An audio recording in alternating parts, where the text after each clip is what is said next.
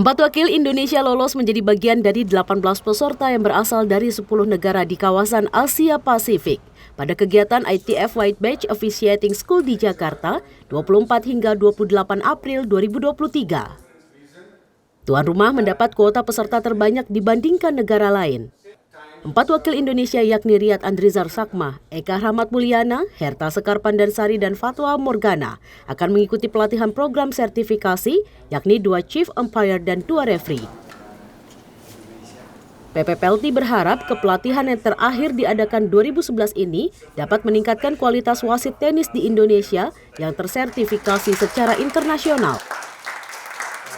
Berharap bahwa di masa mendatang kegiatan seperti ini terus dilaksanakan tidak lain dan bukan untuk meningkatkan profesionalisme dan kualitas wasit kita. Sebetulnya di tenis ini kita membutuhkan sekali SDM yang sangat mumpuni ya, karena apalagi kita turnamen internasional itu untuk kelas 15.000 mungkin kita tidak perlu memakai tenaga dari luar atau bronze belt.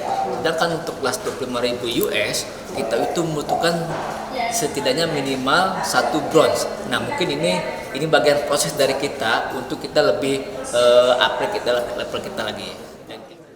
Federasi Tenis Internasional ITF juga menugaskan Wayne McEwen dan Cheryl Jenkins dari Australia serta Nitin Khan Namwar dari India sebagai tutor dalam program pelatihan ini. Ketiganya didaulat ITF karena pengalaman ketiganya pada turnamen akbar seperti Grand Slam dan Olimpiade. Rinintani Ken Sultoni, Kompas TV, Jakarta. Saudara, polisi menangkap 2 pelaku penganiayaan terhadap seorang warga di Makassar yang merupakan pemudik.